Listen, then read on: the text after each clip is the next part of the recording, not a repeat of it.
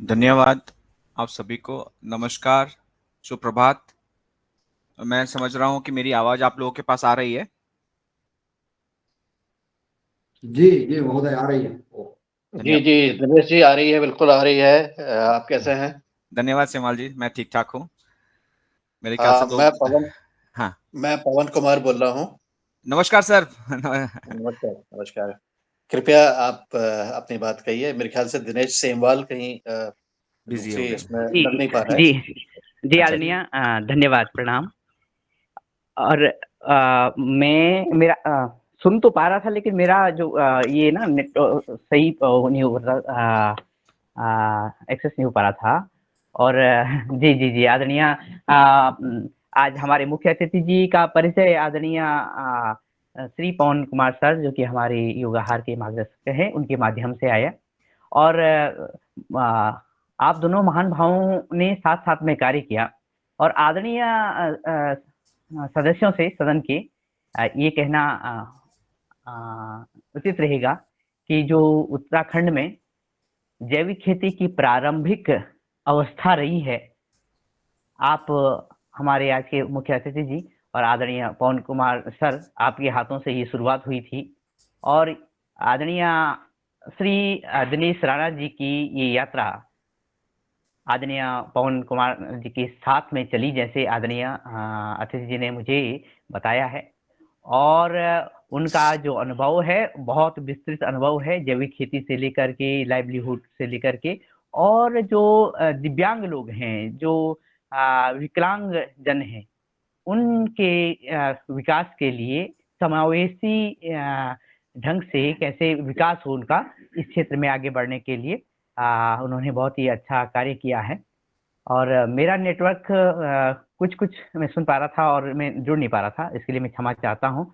और कैसे आपने, मुख्य अतिथि जी ने ये यात्रा शुरू करी, मैं निवेदन करता हूँ सीधे आपसे ही कि आपका की शुरुआती ये यात्रा कैसी रही, और आपने अलग अलग क्षेत्रों में किन किन क्षेत्रों में कार्य किया, फिर हम विषय पे आ जाएंगे। जी जी धन्यवाद, बहुत बहुत स्वागत सर, आपका बहुत बहुत स्वागत। धन्यवाद, धन्यवाद दिनेश सेमवाल जी, और धन्यवाद पवन कुमार जी का, जिन्होंने मुझे ये मौका दिया आप लोगों के साथ कुछ अपने अनुभव को साझा करने के लिए। और सभी कृषक भाई और बहनों को मेरा प्रणाम, नमस्कार। अ, मैं आज थोड़ा-सा अलग हटके बात करूँगा, कृषि से संबंधित भी रहेगा, लेकिन ज़्यादा ये तकनीकी नहीं रहेगा। लेकिन हमारे समाज में सभी वर्गों को इस कार्य से जुड़ना है, और जोड़ा गया है, जो लोग वंचित रह जाते हैं। तो उन उन उन सदस्यों की बात करूँगा मैं, जो समाज में हैं, जो तबका है, जो छूट जाता है किसी न किसी वर्ष हमारे जो विकास के कार्यक्रम होते हैं, या आजीविका के कार्यक्रम होते हैं, या जैविक कृषि के कार्यक्रम होते हैं। तो मैं चाहूँगा कि आप लोगों के कार्यक्रम में ऐसे लोग भी जुड़ें, क्योंकि ये समाज में आपके आस-पास भी होंगे। तो मैं थोड़ा-सा, मेरा जो अनुभव रहा है कुछ वर्षों में, मैं उसको साझा करना चाहूँगा। ऑर्गेनिक फार्मिंग, जैविक खेती, कृषि के बारे में तो आप लोग बहुत चर्चा कर रहे होंगे, और पवन कुमार सर जो हैं हमारे लीडर रहे हैं, और उनके नेतृत्व में हमने जो है जैविक खेती को पनपाया यहाँ पर उत्तराखंड में, और अच्छी तरीके से इसको जो है लागू किया। तो उस पे मैं ज़्यादा ना जाते हुए, मैं इसमें जो हूँ, आज का जो मेरा विषय है वो है विकलांगता, समावेशी आजीविका और सामुदायिक विकास। तो आइए चलते हैं, देखते हैं कि कैसे हम लोग जो है विकलांग लोगों को शामिल कर सकते हैं आजीविका में और समुदाय विकास में। तो अभी आपको दिख रहा होगा एक चित्र, जिसमें एक व्यक्ति जो है व्हील चेयर जिसे हम कहते हैं, उसमें बैठा है, जिसमें पहिए लगे होते हैं, और उसके मदद से, उस चेयर के मदद से, कुर्सी की मदद से वो इधर-उधर अपना जो है भ्रमण कर सकता है, या अपनी जगह बदल सकता है। तो इसमें अगर मैं कहूँगा तो विकलांगता कहाँ है? कहाँ दिख रही है आपको विकलांगता? कोई मुझे उत्तर देगा?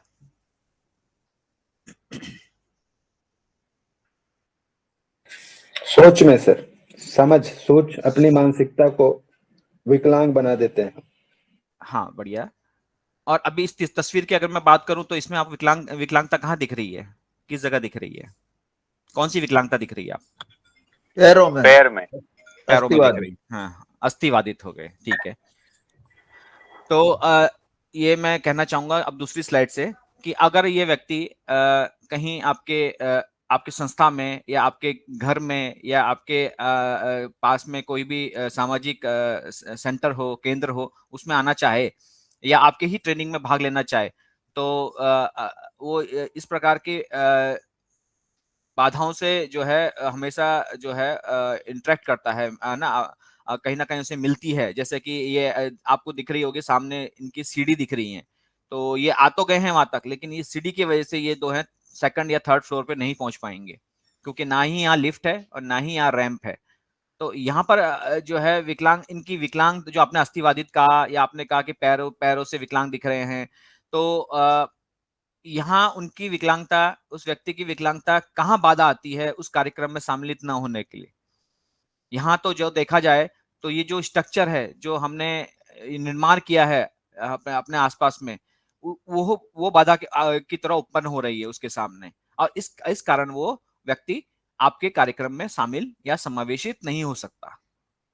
तो कहीं ना कहीं जो है समाज, जो अगर हम विकलांगता की बात करें या जिन्हें दिव्यांगजन कह रहे हैं हमारे प्रधानमंत्री जी, तो उनकी उनकी जो उनकी जो उनकी जो क्षमता है, वो क्षमता कहीं ना कहीं आके हमारे समाज में बनाए गए हमारे दृष्टिकोण, वो समाज का दृष्टिकोण होता है, हमारे द्वारा बनाए गए स्ट्रक्चर जो हमने यहाँ आसपास जो हमने अपना इंफ्रास्ट्रक्चर खड़ा कर रखा है, जो इमारतें खड़ी कर रखी हैं, वो हमारा जो कम्युनिकेशन, हमारी जो संवाद की जो शैली है, वो एक इंक्लूसिव नहीं होती है, वो कहीं ना कहीं तरीके से बाधा प्रकट करती है। अगर हम दृष्टिहीन व्यक्ति के साथ में बात कर रहे हैं, तो हम अगर कोई इसी सेशन में हमारा कोई दृष्टिहीन व्यक्ति, कृषक भी भाग ले रहा है, तो क्या वो इस तस्वीर को मैंने अगर समझाया नहीं तो क्या समझ पाएगा? मैं कहूंगा ये देखो, ये फोटो दिख रही है, ये पिक्चर दिख रही है, तो क्या वो समझ पाएगा अगर मैं फोटो को एक्सप्लेन नहीं करूंगा? तो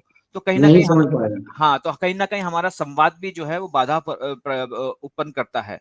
तो विकलांगता या जो जो इम्पेयरमेंट जिसे हम कहते हैं, जो आप देख रहे हैं कि अस्थिवादी हो गए हैं या दृष्टिहीन हो गए हैं या मूक बधिर हो गए हैं, ये सब तो अवस्थाएं हैं, और उसको हम कहीं ना कहीं किसी असिस्टेड डिवाइस से या किसी प्रकार, जैसे व्हील चेयर दे दिया, हमने उनको चश्मा दे दिया या डंडी दे दी, या हमने उनको जो है कान के श्रवण के जो हैं यंत्र होते हैं वो दे दिए, तो उससे कहीं ना कहीं वो व्यक्ति कुछ करने लायक हो जाता है। लेकिन कहीं ना कहीं हमारे समाज में और हमारे द्वारा बनाए गए या हमारे द्वारा नियम कानून बनाए गए या हमारे द्वारा स्ट्रक्चर बनाए गए या हमारे द्वारा संवाद किया गया, वो बाधा उत्पन्न करता है। तो विकलांगता वहां पैदा होती है, विकलांगता वहां आती है। तो ये हमें पहले दिमाग से निकालना होगा कि विकलांग व्यक्ति जो है, मेडिकल टर्म पे हमें नहीं देखना होगा विकलांगता को, हमें इसको एक जो है सामाजिक समस्या को प्रति देखना, हमारा दृष्टिकोण होना चाहिए। हमारी सोच को हमें ठीक करना होगा, और हमारी सोच होनी चाहिए कि हम उन्हें भी शामिल करें, वो भी काबिल हैं, और वो अगर हमें उन्हें अवसर दिया जाए तो वो भी हमारे जैसे ही कार्य कर सकते हैं।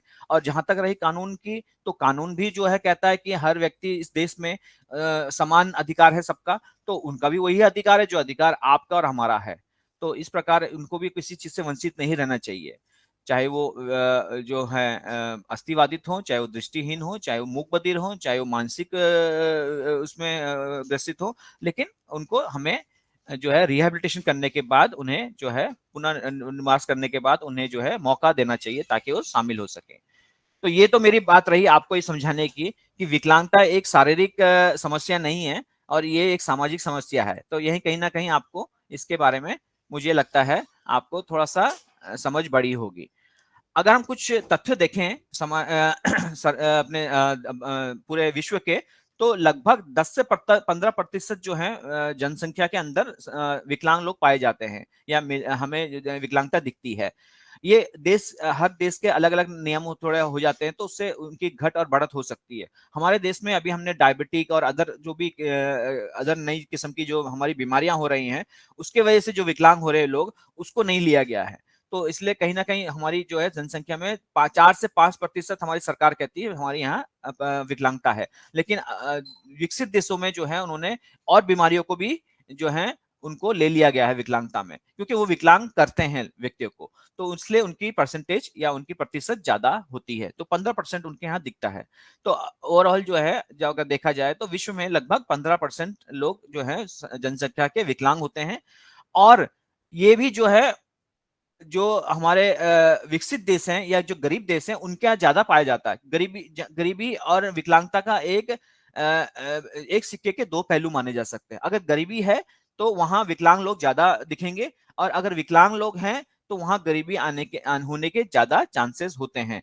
इसका बहुत पूरी थ्योरी है, और इसकी एक पूरी जो है, एक पूरी जो है टेक्निकल अंडरस्टैंडिंग है कि ये होता है, और ये प्रूफ किया गया है।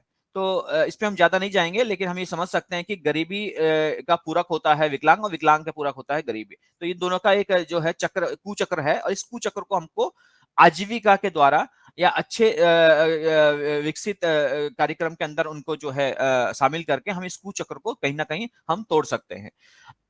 ये मेरी अगली जो स्लाइड है, इसमें आप देख रहे होंगे कि ज्यादातर हम देखते हैं गांव में हमारी बैठकें होती हैं, पंचायत बैठकें होती हैं या सार्वजनिक बैठक होती है, ये विकास के कार्यों पे चर्चा होती है, या कोई कार्यक्रम या प्रशिक्षण होता है, जैविक खेती में प्रशिक्षण हो रहा है, तो हम ऐसे स्थान को चयन करते हैं या ऐसी जगह को जहां पर विकलांग जन जो है आने में असमर्थ हो, या जो मैंने कहा कि बाधा हम लोग उत्पन्न करी है, हमारी समाज ने करी है, हमने स्थान और हमारे दृष्टिकोण का भी ऐसा राय नहीं है कि वो लोग को कोई दिक्कत आएगी, या वो लोग के लिए भी सोचना चाहिए हमें ऐसी जगह कहाँ कराए हैं हम लोग ट्रेनिंग या प्रशिक्षण या अपनी चर्चा। तो ये देखते हैं कि वो लोग जो हैं उसको उसमें शामिल नहीं हो पाते। तो चाहे उनको सूचना मिली भी हो और चाहे वो चाहते भी हो, तो उनको ये जो है अवसर नहीं मिल पाता कि वो आपके साथ भी बैठ के उसमें शामिल हो सके।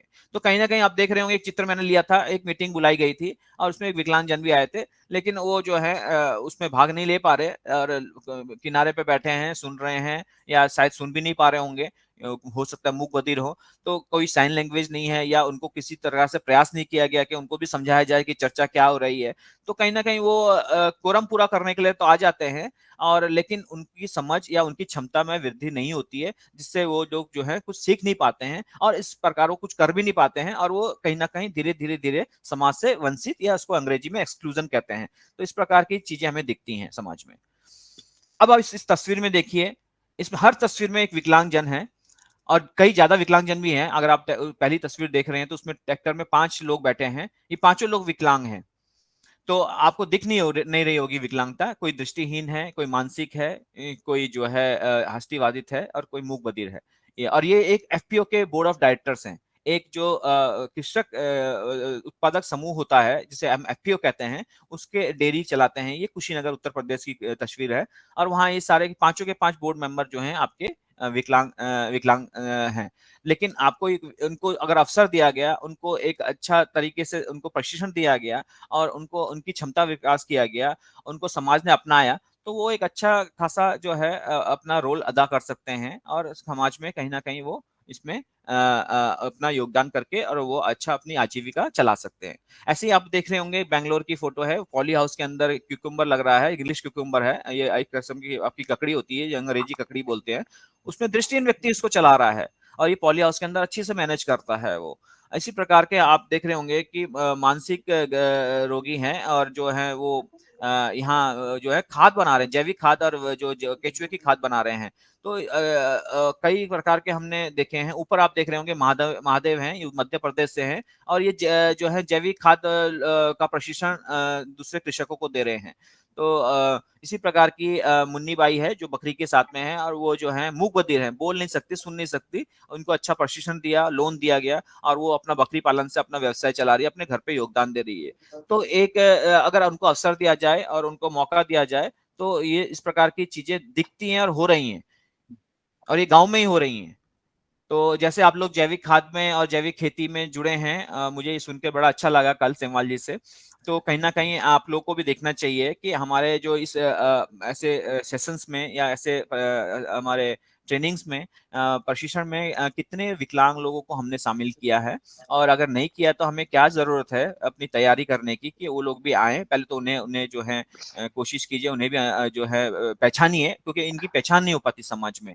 तो हम उन्हें पहचाने और उन्हें आमंत्रित करें और उन्हें मौका दें कि वो प्रशिक्षण में भाग लें, और जो सहूलियत हो उस स्थान का चयन करें, उस प्रकार की भाषा बोलें, उस प्रकार के प्रेजेंटेशन बनाएं, उस प्रकार के जो है यंत्र का इस्तेमाल करें कि जिसमें वो लोग भी सहज महसूस कर सकें और कहीं ना कहीं वो भी सीख सकें और वो भी आपकी तरह समाज में योगदान कर सकें और अपने अपने परिवार में आर्थिक लाभ करा सकें। तो ये कुछ तस्वीरें हैं, इसमें देखें कि हम लोगों ने जो है जैविक खेती कराई है, जैविक उत्पादन कराया है, जैविक सब्जी का उत्पादन कर रही हैं महिला और अच्छा जो है इसमें जो है वो अपने आमदनी कर रही हैं। मैंने जैसे कहा कि जैविक खाद के साथ में हमने और भी कई चीजें करवाई, जैसे नर्सरी का प्रबंधन होता है, नर्सरी में पौधशाला के अंदर ये लोग बहुत अच्छा काम करते हैं, जैविक खाद बनाने में ये बहुत अच्छा योगदान देते हैं। ये आप लड़की देख रही हैं, ये बेटी जो है ये मानसिक रोग से ग्रसित है और ज्यादा कुछ समझते नहीं है, लेकिन उसको जब समझाया गया कि कावली आपको इस खाद को इसके अंदर डालना है और इसको बंद करना है, तो उतना उस काम वो कर लेती हैं और अपने दिन भर इसको जो है 50 से 100 पैकेट पैक कर लेती हैं। तो इस प्रकार वो कहीं ना कहीं बैठी रहती थी, जिसे समाज पागल और बेकार समझता था, लेकिन आज वो जो है परिवार में योगदान दे रही है। क्यों? क्योंकि उनको जो है कहीं ना कहीं हमने अवसर दिया, कहीं ना कहीं उनकी क्षमता को पहचाना, कहीं ना कहीं हमने अपना दृष्टिकोण बदला, कहीं ना कहीं समाज से और कानून जो हमारे जो नियम है, कानून है, उनमें जो है ऐसे चीज के अंदर उनको शामिल किया गया और उनको लोन की जो है व्यवस्था, उससे उससे जो है उनका व्यवसाय चालू किया गया। तो कहीं ना कहीं हमने जो है सारे जो हमारे बाधाएं हैं उसको कम करके या हटा के हमने उनको शामिल करा, तो वो आज एक अच्छी नर्सरी चला रहे हैं। इसी प्रकार के कुछ आदिवासी हैं, ये हमारा जो है होशंगाबाद जिले का है, जो मध्य प्रदेश में पड़ता है। वहाँ बहुत जंगल है और वहाँ जो है आदिवासी महिलाएं महुआ इकट्ठा करती हैं। तो ये महुआ जो है वो आने पौने दाम पे बिचौलिया ले जाते थे, लेकिन जब हमने इनका संगठन बनाया विकलांग जनों का, जब हम विकलांग जन कहते हैं तो इसमें दूसरे भी जो जन होते हैं वो भी शामिल होते हैं, इसलिए समावेशित की बात करते हैं। हम केवल विकलांगों के साथ ही काम नहीं करते हैं, हम समाज के उन वर्गों के साथ भी काम करते हैं जो कहीं ना कहीं जो है समाज में आगे अग्रणी नहीं हो पाए हैं, पीछे रह गए हैं।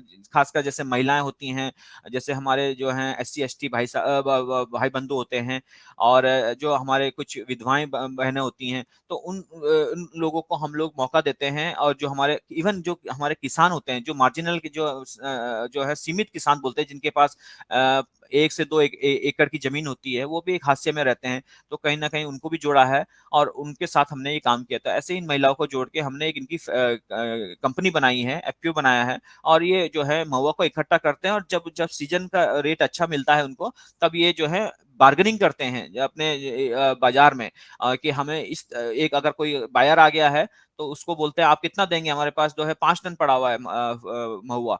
तो इस प्रकार से उनकी बार्गेनिंग पावर बढ़ गई है और इस प्रकार से उनके रेट भी जो है अच्छे जाते हैं सीजन में। तो अब इनका एक्सप्लोटेशन नहीं होता है और जो है ये मिलके काम कर रही हैं। तो क्योंकि इनको ट्रेनिंग दी गई है कि किस प्रकार इकट्ठा करना है, किस प्रकार जो है आपको महुआ को सुखाना है। तो अगर हम उनको उचित ट्रेनिंग प्रशिक्षण दें तो इसमें जो है वो लोग अच्छा कार्य करके दिखाती हैं और कर रहे हैं।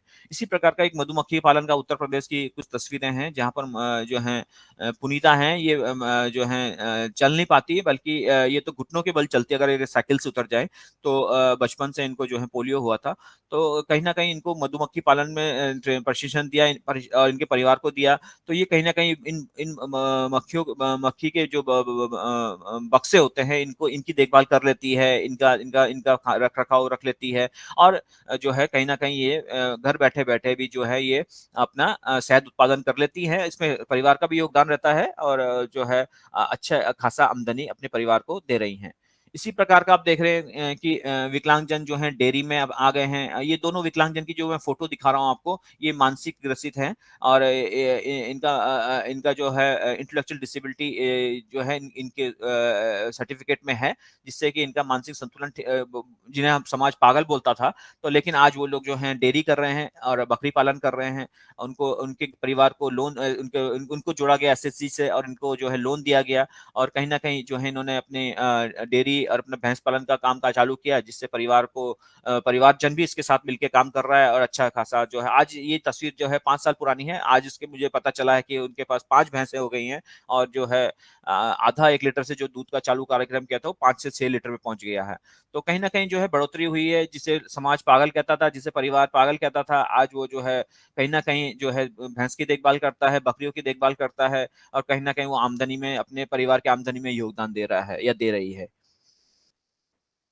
इसी प्रकार के अगर लोग कृषि कार्य में नहीं शामिल होना चाहते, लेकिन वो चाहते हैं कि जैविक खेती की जो भी उत्पाद होते हैं, उसको जो है हम लोग प्रशंसन करें, उसका जो है फूड प्रोसेसिंग करें, तो कहीं न कहीं उसको हम लोग पैकेजिंग में आ जाएँ, तो कहीं न कहीं उनको हमने भी मदद की है कि भई आप अपना छोटा-सा मिल लगा लीजिए और जैविक कृषकों से जो है आप गेहूँ खरीद लीजिए और उसके बाद जो है आप अपनी ब्रांडिंग या अपने पैकेजिंग में आप उसको बेचिए। तो वो लोग भी इस वैल्यू चेन के अंदर, इस कड़ी के अंदर वो लोग जो हैं इसके अंदर भी आ जाते हैं और अच्छा अगर उनके प्रशिक्षण दिया जाए, अच्छी लोन की व्यवस्था की जाए, अच्छा बिज़नेस प्लान बनाया जाए, तो वो लोग जो हैं अपनी छोटा-सा उद्योग लघु उद्योग के रूप में लगा सकते हैं और आजीविका में जो है योगदान दे सकते हैं। इसी प्रकार एफपीओ के जो हैं हमने जो है उनमें परिवर्तन किया, कोई दृष्टिकोण में परिवर्तन करने की ज़रूरत है। लोगों की तो हमें जो बाज़ार में मशीन मिलती है उसमें भी हमने जो है चेंजेस किए हैं, ताकि जो और वहाँ बैठने की व्यवस्था की, अगर कोई विकलांग जो है 8 घंटे कैसे काम करेगा, अगर कोई अस्थिबाधित है खड़े-खड़े, तो जो है उसको हमने जो है व्यवस्था की है कि वो किसी तरह मशीन के पास पहुँच जाए, रैंप लगवाए हैं, ऐसी जगह व्यवस्था की है कि यूनिट के अंदर कहीं भी ऐसी बाधा ना हो कि उन्हें चलने-फिरने की दिक्कत हो और कहीं उनके सुरक्षा से जो है कॉम्प्रोमाइज़ ना हो पा रहा हो। तो इस सब की ध्यान में रखते हुए हमने डिज़ाइन किया ऐसी यूनिट का और उनको शामिल किया। अच्छा खासा वो उस यूनिट को चला रहे हैं और योगदान दे रहे हैं। तो ये सब ज़रूरत है हमें सुगम्य बनाने की, अपने जो सेंटर्स हैं उन सेंटर्स को हमने सुगम बनाना है ताकि किसी प्रकार का जो है वो लोग उसपे जो है उनको कोई बाधा ना आए। इसी प्रकार का ये लोग अगर चाहते हैं कि हम मार्केटिंग में काम करें तो मार्केट करते हैं और होलसेल में काम करते हैं। एफपीओ का जो सामान को अपनी दुकानों में रखते हैं क्योंकि वो हिसाब किताब में भी कुछ लोग अच्छे होते हैं और अच्छी तरीके से वो देख-रेख कर सकते हैं। स्टोर का जो है पूरा हिसाब किताब रख सकते हैं, तो उनको उसमें शामिल किया गया। कुछ हमारे कृषक हैं जो जैविक सब्जियों का उत्पादन करने के बाद उन्होंने जो है जो हाट लगता है हमारा वीकली बाज़ार लगता है, साप्ताहिक बाज़ार लगता है, उनमें उन्होंने एक अलग तरीके से बाज़ार लगाया जिससे कि लोगों को पता चला ये हो क्या रहा है यहाँ पर। जब वो आते हैं तो पता चलता है कि उनको कि यहाँ जैविक सब्जियाँ मिलती हैं। तो उसी हाट में या उसी साप्ताहिक बाज़ार में उनकी सब्जी जो है बहुत जल्दी बिक जाती है और जब एक बार उनकी ब्रांड बन जाती है, जब उनको लोग पहचानने लग जाते हैं, तो अगली बार उन्हीं को ढूँढते हैं कि वो सब्जी वाला कहाँ है, जिनकी सब्जी क्योंकि उसकी सब्जी में अच्छा स्वाद था या उसकी सब्जी में जो है अच्छी हमें जो है स्वास्थ्य प्रदान होता है, तो वो उस सब्जी को ढूँढते हैं। ऐसे हर नगर में या शहर में या गाँव में भी इसकी जो है बड़ी माँग है, तो वो लोग जो है अच्छा इसमें शामिल हो जाते हैं और जो है उनको वो अपना जो है सब्जी को भी अच्छी तरीके से बेच पाते हैं। भारत सरकार ने बहुत अच्छी-अच्छी योजनाएँ निकाली हैं, जिसमें उद्यमी भारत करके जो है योजना है, जिसमें हमारे जो यंग एंटरप्रेन्योर्स हैं, जो हमारे नौजवान हैं, वो लोग उसमें आ सकते हैं और कहीं न कहीं प्रशिक्षण लेके और अच्छा लोन लेके वो अपना कार्यक्रम चालू कर सकते हैं। तो मैं यही कहूँगा कि अगर उनको इस योजनाओं से जोड़ा जाए जोड़ देंगे, तो कहीं न कहीं वो जो है इसका लाभ उठा सकते हैं। जो हम लोग कहते हैं कि 10 से 15% समाज के लोग जो हैं विकलांग हैं, तो कहीं न कहीं वो लोग भी इस योजना का लाभ उठा सकते हैं। नहीं तो आपकी प्रधानमंत्री की इतनी अच्छी योजना होने के बावजूद भी अगर हम देखें अगर इनको हम शामिल नहीं कर रहे हैं, सरकार या हमारे समाज, तो कहीं न कहीं हम 10 से 15% को उस योजना के अंदर ला ही नहीं रहे हैं। तो कहीं न कहीं हम उनको छोड़ रहे हैं। तो योजना कभी भी सफल नहीं हो सकती अगर हम इनको शामिल ना करें। तो ये भी ज़रूरी है सरकार के लिए कि इन लोगों को पहचानें और इनको जोड़ें, ताकि अगर उन्हें अपनी योजनाओं को सफल करना है तो कहीं न कहीं इनको साथ जोड़ना है। इसी प्रकार से जो है गोरखपुर का एक समूह है, महिला समूह है, विकलांग महिला समूह है, पूरे उनके जो बोर्ड मेंबर्स हैं वो विकलांग महिलाएँ हैं और उन लोगों ने जो है जूट का काम करते हैं और जो है अब इनका जो जो उनके उत्पाद है वो अमेज़न में भी मिल रहा है और देश-विदेश में भी जा रहा है। तो इस प्रकार का उन्होंने जब उन्हें मौका दिया गया, जब उनकी क्षमता विकास की गई तो उन्होंने सीखा, उन्होंने अपनी कंपनी बनाई, उन्होंने उनको जो है मार्केटिंग की जो है स्ट्रैटेजी बताई गई, उनके साथ जो है उनको जो है सरकारी योजनाओं से जोड़ा गया, तो आज वो एक अच्छा खासा उसमें जो है अपने कंपनी को चला रहे हैं। इसी प्रकार जो है निजी रूप से भी लोग अपना काम कर रहे हैं, कोई ब्यूटी पार्लर का काम कर रहा है, कोई टेलरिंग का काम कर रहा है, कोई अपनी दुकानें चला रहा है, कोई मोटर वाइंडिंग का काम कर रहा है, कोई अच्छा प्रशिक्षण लेके जो है मॉल में कैशियर बन गया है, सेल्समैन बन गया है। तो इस प्रकार के अगर उन्हें जो है गैर कृषि की बात कर रहा हूँ मैं ये, तो उसमें जो है अगर उनको क्षमता विकास की जाए, उनको मौका दिया जाए तो वो हर कार्य को कर सकते हैं।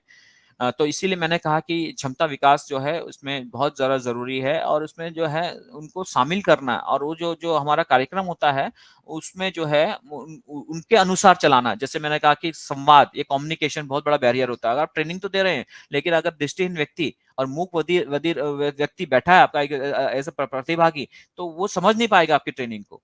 तो अगर आपके ट्रेनिंग के अंदर आपने कुछ उसमें चेंजेस नहीं किए, कुछ बदलाव नहीं किए, उनके वो भी देखते हुए कि भई हमें ये हमारे साथ दूसरे प्रतिभागी भी हैं जो सुन नहीं सकते हैं, जो देख नहीं सकते हैं। तो हमें एक ऐसी ट्रेनिंग प्रणाली कैसी करनी चाहिए कि जिससे कि वो सीख सकें और समझ सकें।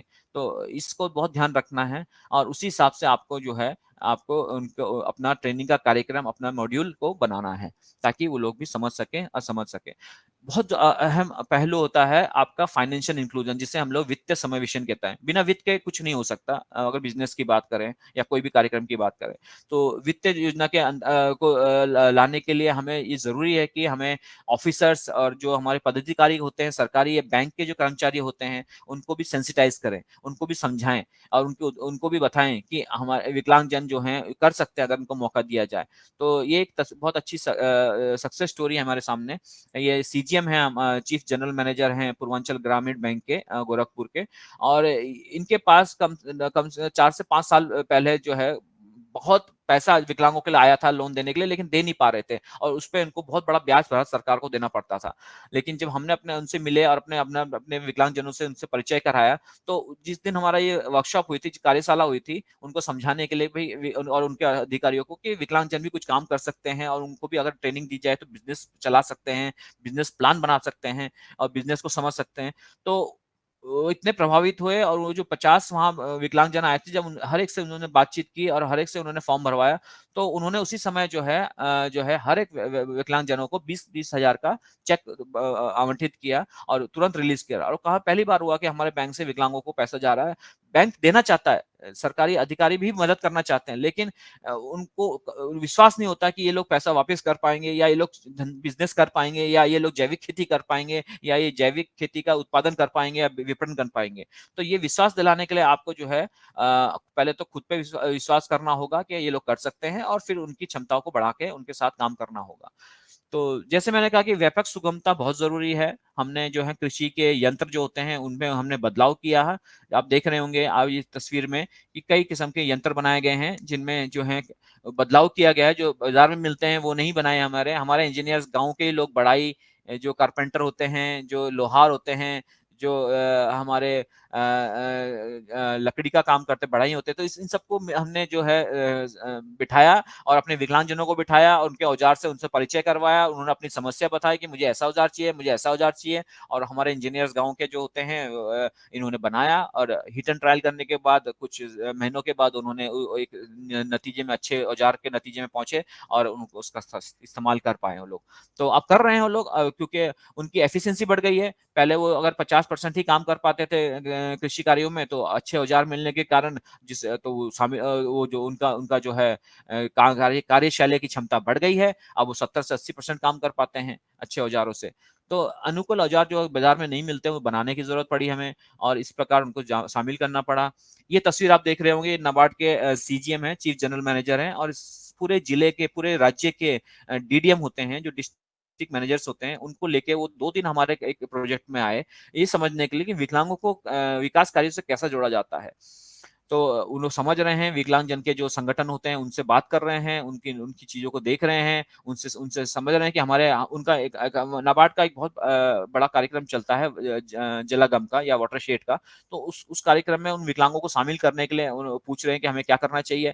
तो हम हमारे जिले में हमें जहाँ हमारा काम चल रहा था, तो वहाँ तो हमारी जो जलागम समिति थी उसके अध्यक्ष ही विकलांगजन थे, क्योंकि हमने उसका इतना क्षमता विकास कर दिया था कि वो समझ रहे थे कि वो कहीं न कहीं क्षमता है उनपे और वो कहीं न कहीं समाज में योगदान दे सकते हैं, कहीं न कहीं वो वाटरशेड प्रोग्राम के अंदर जो है अच्छा भागीदारी कर सकते हैं। तो उन विकलांगों की समावेशित होने के कारण जो है उन्होंने कई विकलांगों का ध्यान में रखते हुए योजना बनाई और कहीं उनको ध्यान में रखते हुए जो है वहाँ जो है कार्यक्रम चलाए गए। इसी प्रकार के भारत सरकार के ये उच्च अधिकारी आए थे और देखने आए थे कि जैविक खेती में विकलांगजन क्या कर रहे हैं और उन्होंने जो है अपनी रिपोर्ट में लिखा कि विकलांगजनों को पहचानना है, उन्हें जो है अगर उनकी क्षमता उनका उनका अगर आजीविका बढ़ानी है तो कहीं न कहीं उन्हें हमें जैविक खेती से और इसी प्रकार के कृषि के कार्यक्रमों से जोड़ना ज़रूरी है। तो ये भी बहुत ज़रूरी है कि आप लोग जो हैं अधिकारियों को और जो हमारे पॉलिसी मेकर्स हैं, जो हमारे पॉलिसी बनाते हैं, उन्हें दिखाएँ, समझाएँ, जब आपके पास सफलता आती है और जिससे कि उनका दृष्टिकोण बदले और अपने जो है कहीं न कहीं पॉलिसीज़ में चेंजेज़ लाएँ, कहीं न कहीं वो अपने जो हैं नियमों में चेंज लेके आएँ, जिससे कि वो कहीं ज़्यादा से ज़्यादा विकलांगजनों को जोड़ सकें। इसी प्रकार का जो है हम लोग एक इनके साथ में जो है रिहैबिलिटेशन का पुनर्वास का भी काम करते हैं। अगर उन्हें ज़रूरत पड़ती है तो उसकी हिसाब से हम लोग जो हैं उनको हॉस्पिटल से या पुनर्वास संस्थाओं से जोड़ के उनका रिहैबिलिटेशन करते हैं ताकि उनकी कहीं न कहीं क्षमताओं में विकास हो पाए। तो शारीरिक क्षमताओं में भी करने की ज़रूरत होती है। तो ये एक स्ट्रैटेजी होती है कि आप विकलांगजनों के साथ में निजी स्तर पे भी काम करते हैं और समाज में मुख्य धारा के साथ भी काम करते हैं। दोनों को हम तैयार करते हैं जिससे कि हम लोग जो है समावेशित विकास को लेके आएँ। बहुत ज़रूरी है कि समूह जैसे हमारे गाँव में बनते हैं, महिला समूह बनती हैं, सेल्फ हेल्प ग्रुप बनते हैं, स्वयं सहायता समूह जिन्हें हम कहते हैं, फार्मर्स इंटरेस्ट ग्रुप बनते हैं, कृषक ग्रुप बनते हैं, समितियाँ बनती हैं, तो उनमें जो है उन्हें शामिल किया जाए और उनको जो है इस प्रकार का मौका दिया जाए कि वो किसी न किसी प्रकार के बाद में जो है चल के फार्मर्स प्रोड्यूसर ऑर्गेनाइजेशंस बनती हैं, तो उसके अंदर वो शामिल हो पाएँ। इसी प्रकार का आप देख रहे होंगे कि ये दूध उत्पादन की जो डेयरी की एफपीओ है उसमें वो शामिल हुए हैं, मसाले उत्पादन में शामिल हुए हैं, गेहूँ का जो है प्रोक्योरमेंट चल रहा है, तो सरबती गेहूँ है मध्य प्रदेश का, तो वहाँ जो है वो कहीं न कहीं शामिल हुए हैं और अपनी एफपीओ में गेहूँ इकट्ठा करते हैं, पिसाई करते हैं, बेचते हैं, अपनी ब्रांड में बेचते हैं, और इसी प्रकार का जो है जंगल के उत्पाद होते हैं, एक अरड़-बरड़ होता है, आँवला होता है, उसको इकट्ठा करते हैं, उसकी सफाई करते हैं और कहीं न कहीं उसको जो है पैकेजिंग करके इंडस्ट्रीज़ को उद्योगों को भी देते हैं ताकि वो लोग उसको इस्तेमाल कर सकें अपने प्रोग्राम के अंदर, अपने उत्पाद के अंदर। इसी प्रकार का ये महिला समूह है जो सैनिटरी नैपकिन बना रहा है और उनको वो अपना कार्यक्रम चला रहा है। तो कहीं न कहीं उनको मौका दिया जाए तो अच्छी खासी जो है उसमें जो है कंपनियों को अपनी खड़ी कर सकते हैं और उसको चला सकते हैं। इसी प्रकार का हमारा जो है हमने जो है विकलांग समावेशी सहकारी समितियाँ बनाई हैं, जहाँ बैंक उनको लोन देता नहीं है, तो इन्होंने अपना ही बैंक खोल दिया है। इन विकलांगजनों ने दूसरे समाज के व्यक्तियों के साथ में मिलके जनों के साथ में मिलके बचत की और जो है अपना बैंक खोल दिया जिसे उन्होंने रजिस्टर कराया कोऑपरेटिव के नाम से और उसमें जब चाहें वो अपना लोन ले सकते हैं और ये इनके लिए ये बैंक और ये इनकी कोऑपरेटिव इनके लिए बहुत सुगमय्य है। वो आसानी से अंदर आ जा सकते हैं, आसानी से बातचीत कर सकते हैं। इसमें जो है उनका जो मैनेजर है वो उनके साथ में साइन लैंग्वेज का भी इस्तेमाल करता है, उनकी भाषा समझता है, उनकी तकलीफ़ें समझता है, उनके उनके उनको उनकी क्या ज़रूरत है उनको समझता है। तो उसी प्रकार से इस कोऑपरेटिव को बनाया गया कि विकलांगजन आसानी से इसका उपयोग कर सकें, इसका इसका जो है लाभ उठा सकें। इसी प्रकार जो है एफपीओ ने कई ब्रांड बनाए हैं मसालों में।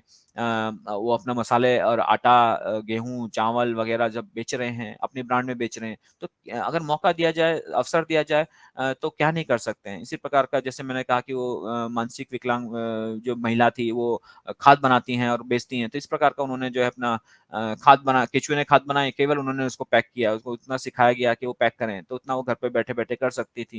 इसी प्रकार का सैनिटरी पैड भी जो है हमारे जो है महिला उद्योगिनी हैं वो कर रही हैं, और ये सारी जो है विकलांग महिलाएँ कर रही हैं। ये उनकी यूनिट है, और इसकी जो लीडर है वो खुद भी प्रियंका सामने दिख रही हैं आपको। वो खुद ही विकलांग है। एक समय पे वो घर से बाहर नहीं निकलती थी, आदमी से डरती थी, झिझकती थी, लेकिन 7-8 साल हमारे साथ काम करने के बाद आज वो लीडर हो गई है। आज वो गवर्नर हाउस जाती है, आज वो चीफ मिनिस्टर से मिलती है, आज वो नाबार्ड के सीजीएम से मिलती है, अपने कार्यक्रम के बारे में बताती है। तो इस प्रकार का अगर उनका क्षमता विकास किया जाए और उनको मौका दिया जाए तो वो जो है इस काम को करती हैं। इसी प्रकार से कई विकलांगजन जो हैं मार्केटिंग में आ गए हैं। वो कृषि कार्य में नहीं जुड़ने के बावजूद भी जो है वो कहीं न कहीं कृषि से जुड़ रहे हैं। तो ज़रूरी नहीं है कि हल और ट्रैक्टर चलाना ही कृषि कहते हैं, किसको कृषि कहते हैं। वो लोग अगर वो कार्यक्रम अगर उत्पाद को भी बेचें, तो वो भी कहीं न कहीं कृषि कार्य का ही काम होता है। तो वो अपना जो है ट्राईसाइकिल को उन्होंने थोड़ा-सा मॉडिफाई किया, पीछे सामान रखा और कुछ पोस्टर्स लगाए, और एफपीओ के जो हमारे कृषक उत्पादक संस्थाएँ हैं, उनके उत्पाद को वो गली-गली में और शहरों में बेचते हैं, जाके बेचते हैं। अगर गाड़ी है तो गाड़ी में बेचते हैं, ट्राईसाइकिल है तो ट्राईसाइकिल में बेचते हैं, अगर ई-रिक्शा है तो ई-रिक्शा में बेचते हैं। और कहीं न कहीं उनको रोज़गार मिल गया है, कहीं न कहीं उनको अवसर मिल गया है कुछ बेचने का। तो ये 4 पैसे कमा लेते हैं और हमारा एफपीओ का भी जो है मार्केटिंग हो जाती है।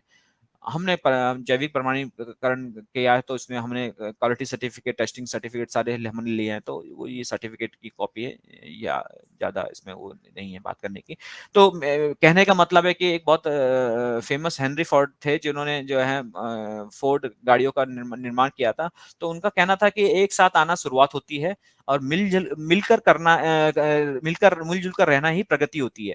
तो एक बार हम साथ आते हैं तो वही शुरुआत होती है, और फिर जब हम मिलते हैं और मिल-जुलते हैं तो हम लोग कुछ प्रगति करते हैं, और जब हम सब मिलके काम करते हैं तो कहीं न कहीं हमें सफलता मिलती है।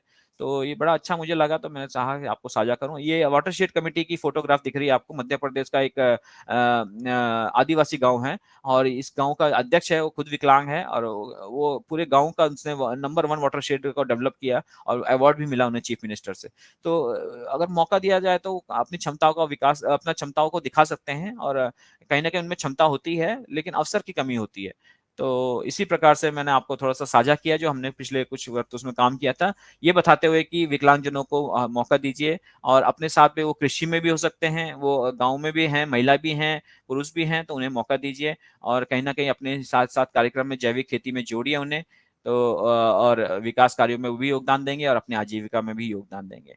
इसी प्रकार से मैं अपना इसी के साथ मैं अपना जो हूँ प्रस्तुतिकरण का समापन करता हूँ, और अगर यदि आपके कोई प्रश्न होंगे तो मुझे बड़ा अच्छा लगेगा उसका जवाब देते हुए। धन्यवाद, नमस्कार। जी, आदरणीय धन्यवाद।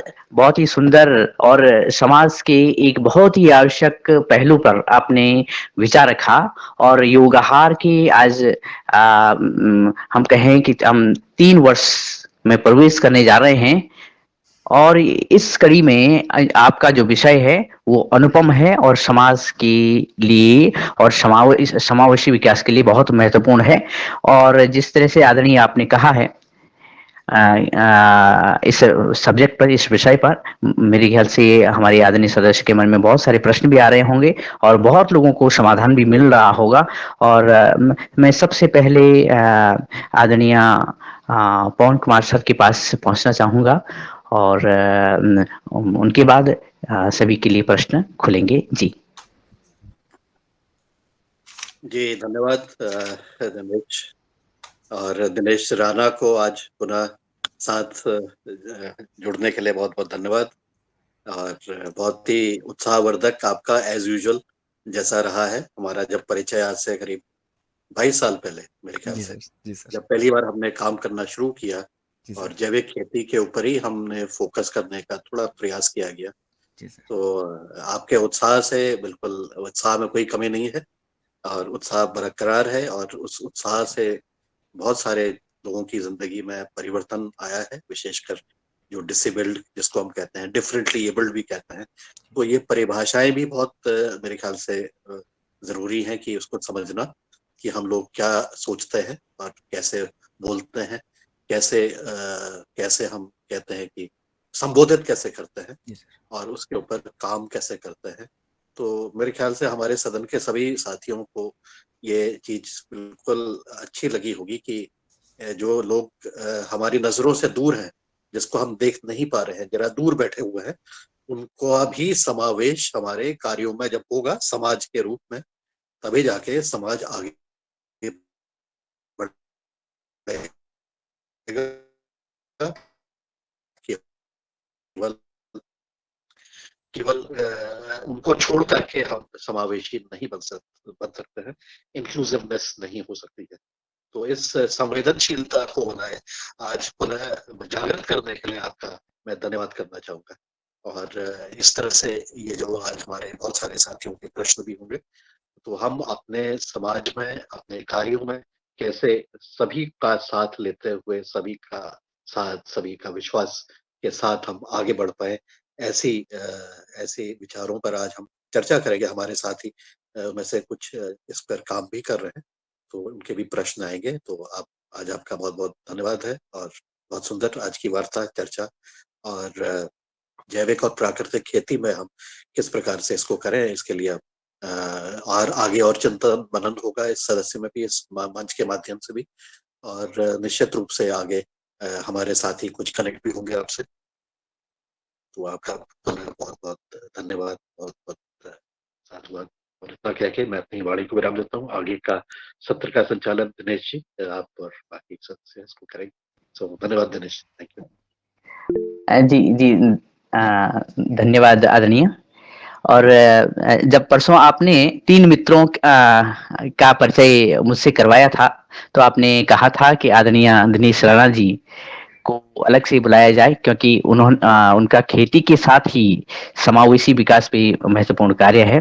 और जो आज की वार्ता हुई, उससे कई बातें सामने आई हैं और कई समाधान हमें मिल रहे हैं। ये आदरणीय पवन कुमार सर की वार्ता से हमें ज्ञात हो रहा है।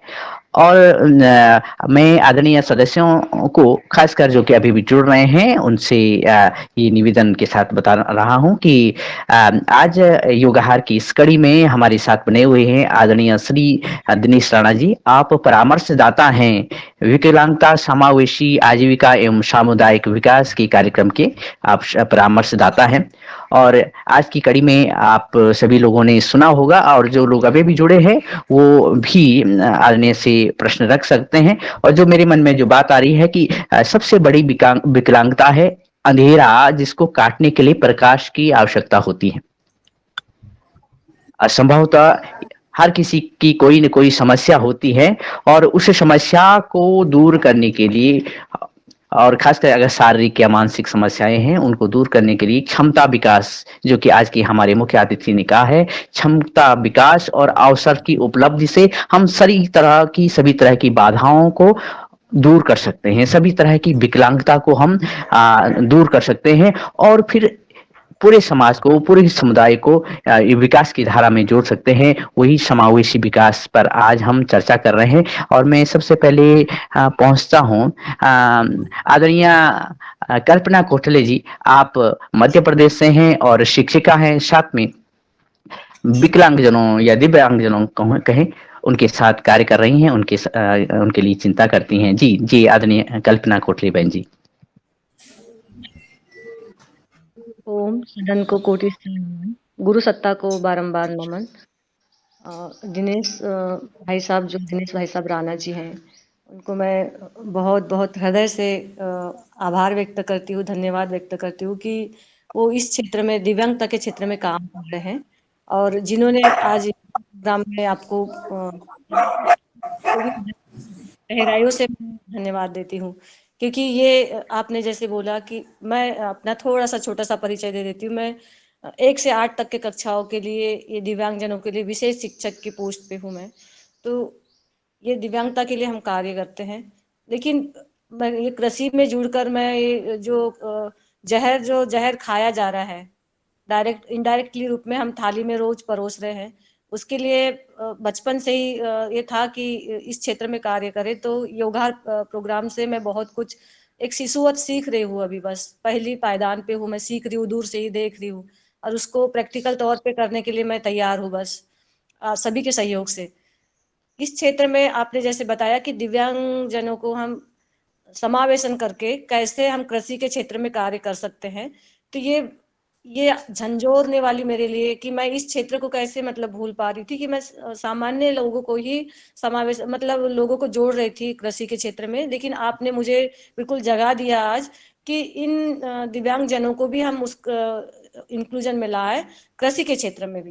बिल्कुल। और जरूरी नहीं कि वो खेत में ही उतर के कृषि कर सकता है, वो अलग अलग जो पहलू बताए आपने कि उत्पादन को बेच भी सकता है कोई, जैसे रसायन बिन प्राकृतिक कृषि से जिन्होंने उत्पादन किया है उसको मार्केट में एक जगह बैठ के भी वो बेचक। सेल कर सकते हैं। बहुत अलग अलग पहलू, अपनी वर्मी कंपोस्ट तैयार कर सकते हैं, क्योंकि जो मॉडर्न जो माइल्ड और मॉडरेट कैटेगरी के जो दिव्यांगजन होते हैं, हाँ जी, हाँ जी। इंटेलेक्चुअल डिसेबल, बौद्धिक अक्षमता वाले, उनको तो बहुत आसानी से ये वर्मी कंपोस्ट तैयार करना, पैकेजिंग करना, ये छोटे छोटे कार्य काम देके होता है। कर सकते हैं बहुत अच्छे बिल्कुल, से। बिल्कुल। या फिर गौ संविदा वगैरह बनवाना वगैरह, ये सब टेक। लेकिन आपने जो बोला कि उनको क्षमता विकास करना होगा, हुँ, और कहीं ना कहीं उनको फिर आर्थिक पहलू की भी जरूरत पड़ेगी, क्योंकि बिना अर्थ का कुछ नहीं होगा। बिल्कुल। और जिस परिवार में दिव्यांगजन होते हैं उनको हम बहुत करीब से महसूस करते हैं कि उनके घर की हालत क्या होती है, उनकी मानसिकता क्या होती है, कि समाज में उनको जाने के लिए कितने लोगों का फेस करना होता है, किस नजरिया से समाज के लोग उनको देखते हैं, शादी में जाते हैं, कुछ कार्यक्रम में जाते थे कि इनका हुँ, ये बच्चा विकलांग है, इनके परिवार का एक सदस्य ये है। बिल्कुल। कुछ हमने ऐसे भी पहलू देखे हैं, ऐसे भी समाज के लोग देखे जो बहुत शिक्षित है, हाँ जी। बहुत अर्थ से बहुत संपन्न है, हुँ, लेकिन वो अपने बच्चे को समाज में लाते ही नहीं। ऐसे भी कुछ हमने व्यक्तियों को देखे हैं। फिर उनको हम काउंसलिंग करके उनको समाज में लाते हैं धीरे धीरे करके। तो उनको समाज में लाना और एक्सेप्ट करना, सबसे पहली बात स्वीकारना उनको, क्योंकि जो भी है, जैसा भी है, जिस भी परिस्थिति में वो मेरा है, अपना है, तो बिल्कुल। उसको स्वीकारना और हर जगह उसको ले जाना। बहुत ज्यादा एक्सपोजर भी नहीं करना, बहुत ज्यादा निग्लेक्ट भी नहीं करना, जैसे सामान्य लोगों के साथ बर्ताव करते बिल्कुल। हैं बस उसी तरीके से उनके साथ बर्ताव करना। और उस कड़ी में बस कि उनको भी इंक्लूजन के तौर पे, जैसे कृषि की ट्रेनिंग दे रहे हैं तो उनको भी, उनको जैसे ब्लाइंड पर्सन है तो उनको भी लाना, श्रवण बाधित है 100% तो उनको लाना, और इंटेलेक्चुअल डिसेबल्ड है, बौद्धिक अक्षमता है, उनको भी लाना, और अस्थि बाधित है उनको भी लाना। लाना लेकिन कैसे, उनको उनको बाधा रहित स्थिति में लाना। हाँ, या जैसे वो चल नहीं पा रहा है, बैठ नहीं पा रहा है, तो उसको इस स्थिति में लाना कि वो सामान्य लोगों के साथ बैठ सके, उठ सके, उसके लिए प्रयास करना होगा। जैसे ब्लाइंड पर्सन है तो उसको तो सुन के तो वो उसे कोई हाँ, प्रॉब्लम नहीं, सुन के वो बिल्कुल, समझ सकता है। बिल्कुल। लेकिन जो श्रवण बाधित है उनके लिए कहीं ना कहीं हमको टेक्निकल थोड़ा सा सपोर्ट लेना होगा, कि जो विशेषज्ञ है उनके भी इस हुँ, ट्रेनिंग सेंटर में आपको उनका भी सपोर्ट लेना होगा। हुँ, सामान्य व्यक्ति, सामान्य ट्रेनर उनको नहीं समझा पाएगा, उस सहानुभूति से, उन टेक्निकल परिस्थितियों से नहीं समझा पाएंगे। बिल्कुल। ट्रेनिंग जब ट्रेनिंग देंगे हम, तो उसमें उनका भी सहयोग, विशेषज्ञ का भी सहयोग जरूर लेना होगा। ये बिल्कुल। बात आज आपने मुझे बिल्कुल बुद्धि को एकदम झंझोर दिया, एकदम खोल दिया आपने। तो उसके लिए आपका बहुत बहुत धन्यवाद। कि हम जब भी ट्रेनिंग उस प्रोसेस में भी आ गए कि हम कुछ कृषकों को जोड़कर ट्रेनिंग्स देने के लिए, कि जैसे जो कृषि विज्ञान सॉरी केंद्र होते हैं, जो जिले के जो केंद्र होते हैं अपने हुँ, कृषि केंद्र होते हैं, उसमें भी उनको ट्रेनिंग के लिए लाएंगे, तो बिल्कुल, उनका भी हम ध्यान रखेंगे। बिल्कुल, और ये बहुत सारी चीजें आपने बता दी। तो आपका मैं पर्सनली मैं आपसे बात भी करूंगी कि इन लोगों बिल्कुल। के लिए क्या क्या सहयोग किया जा सकता है। आपके परामर्शदाता है तो आप कैसे परामर्श देंगे, उनको कैसे सामाजिकरण के लिए लाएंगे, और उनका योगदान राष्ट्र के लिए भी कैसा होगा। अच्छा, वो बिल्कुल, स्वयं के लिए भी होगा, परिवार के लिए होगा, बिल्कुल। समाज के लिए होगा, और राष्ट्र के लिए भी होगा। क्योंकि हमारा, जैसे आपने बोला कि 10 से 15% हाँ जी। इनका सहयोग होता है, अगर ये छूट जाएगा तो हमारा देश का नुकसान होगा नहीं, ना। नहीं, ये बिल्कुल, आर्थिक नुकसान, जीडीपी का नुकसान होगा हमारा, बिल्कुल, इनका अगर छोड़ देंगे तो ये स्वयं भी अच्छे हो जाएंगे, सम्मानजनक जीवन जी पाएंगे, और ये राष्ट्र के लिए भी कार्य कर बिल्कुल। पाएंगे। तो इसके लिए हम आपसे अलग से बात करेंगे। तो बहुत बहुत धन्यवाद, बहुत बहुत आभार। थैंक यू कल्पना जी। जी धन्यवाद बहन कल्पना जी। आप विद्यार्थियों के साथ कार्य कर रहे हैं, और खासकर विकलांगजनों को, जिन्हें हम दिव्यांग भी कहते हैं। और जब हम जो जिन लोगों के साथ बाधाएं हैं उनमें अगर आत्मविश्वास जगाएं और उनको आत्मनिर्भरता की ओर ले जाएं, तो वास्तव में हम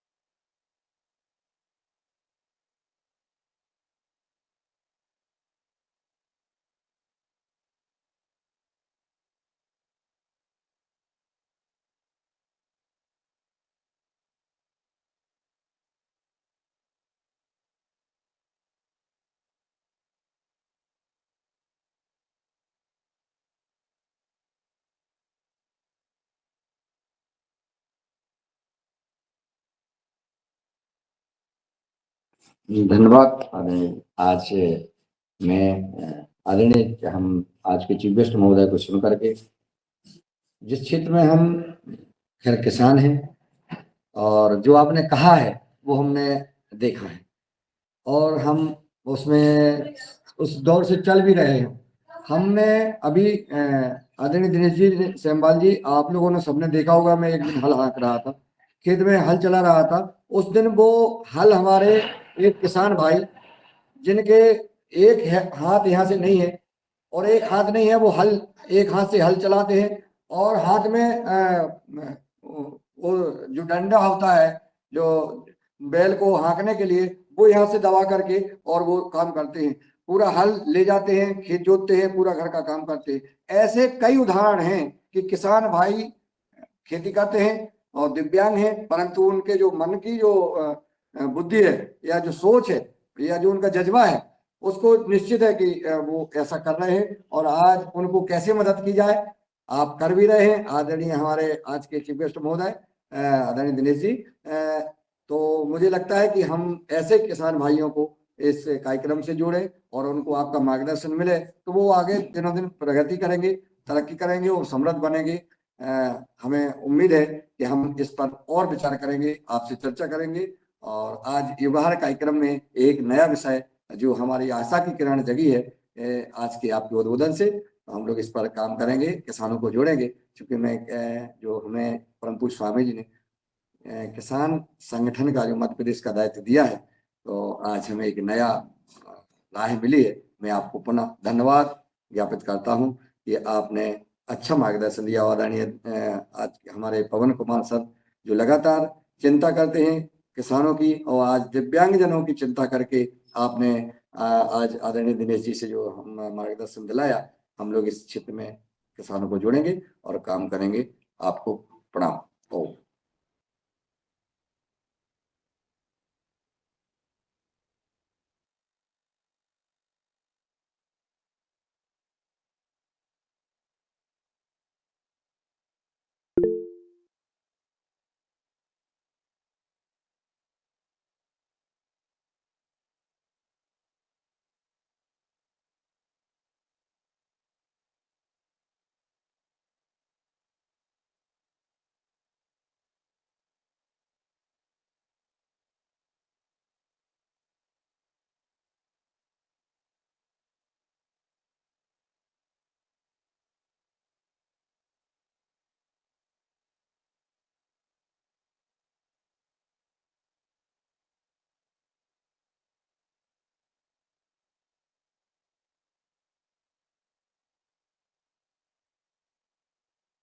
ओम।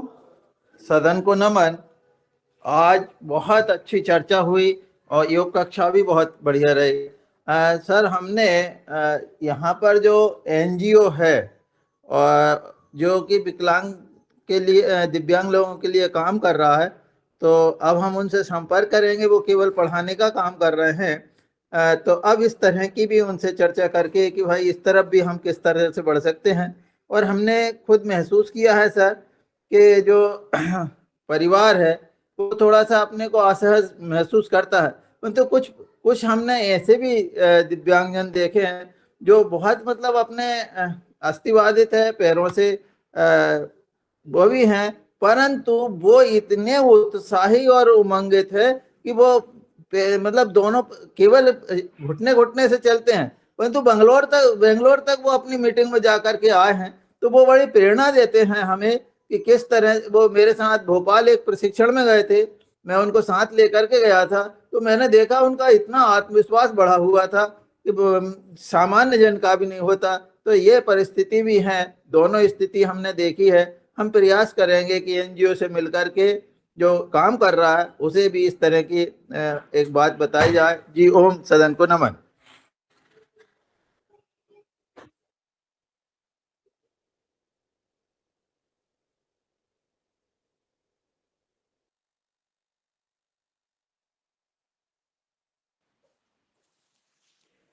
जी, आज वो मुख्य अतिथि जिससे मैं जानना चाहूँगी थोड़ा जानकारी कि अर्ली इंटरवेंशन मतलब शीघ्र हस्तक्षेप, जैसे भी दिव्यांगता आती तो उसको रोकथाम के लिए वहीं पे रोका जाता है।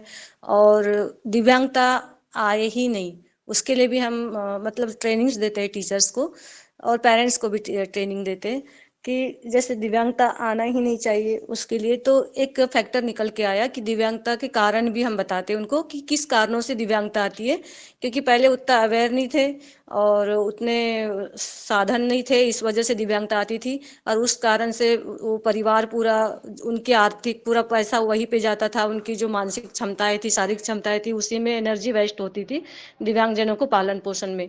तो हम वो दिव्यांगता आए ही नहीं, अगर आ भी गई तो उसको कैसे रोकथाम किया जाए।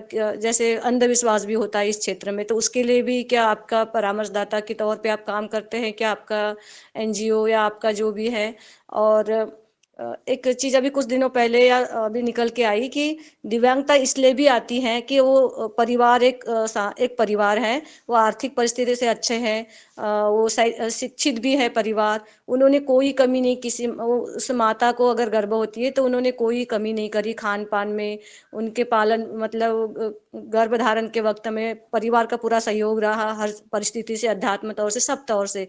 फिर भी दिव्यांगता आई तो क्यों आई, जब वो बात निकली तो वो बात निकल के आई कि वो आहार की वजह से दिव्यांगता आई। तो ये जो हमारा योगाहार प्रोग्राम है, इस कड़ी को भी मैं मजबूती के साथ जब भी मैं ट्रेनिंग देती हूँ, तो ये प्राकृतिक कृषि के लिए मैं मजबूती के साथ बात कर पा रही हूँ अपनी ट्रेनिंग के समय, कि नेचुरल तरीके से कैसे खेती करें। नहीं नहीं भोजन अगर वो जहर वाला अगर भोजन खाते तो आप किस प्रकार से दिव्यांगता आ सकती है, ये भी। क्योंकि अभी कुछ दिनों पहले इस बात को मैंने जस्ट पेरेंट्स काउंसलिंग करते हम जब भी मिलते तो हमने बोला कि अब दिव्यांग जब बच्चा पैदा हुआ तो वो रोया क्या, क्या फैक्टर निकल के आए, डॉक्टर ने क्या बोला, तो उन्होंने बोला कि डॉक्टर ने बोला, सब उनकी जांच हुई तो कि उनका जहरीला भोजन भोजन की वजह से उनका मतलब दिव्यांगता आई उस बच्चे में। तो वो लगी हुई है, पूरा दोनों परिवार लगा, मतलब माता पिता लगे हुए, गवर्नमेंट जॉब करते हैं, लेकिन दोनों माता पिता की पूरी एनर्जी।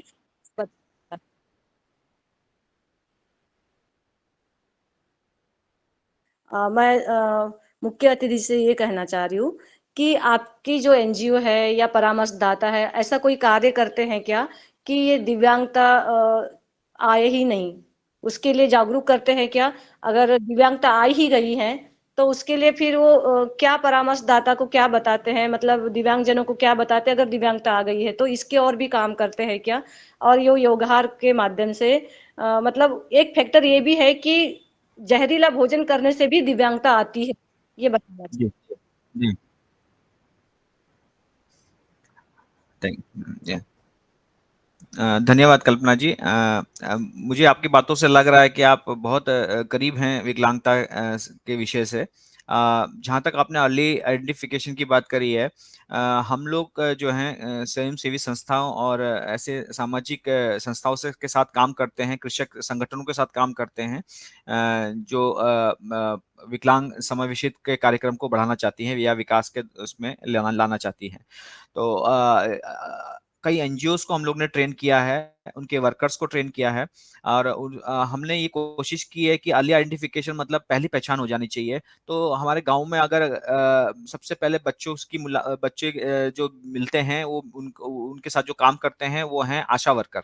आशा वर्कर हो गए, फिर उसके बाद आंगनवाड़ी वर्कर हो गए, एएनएम हो गई।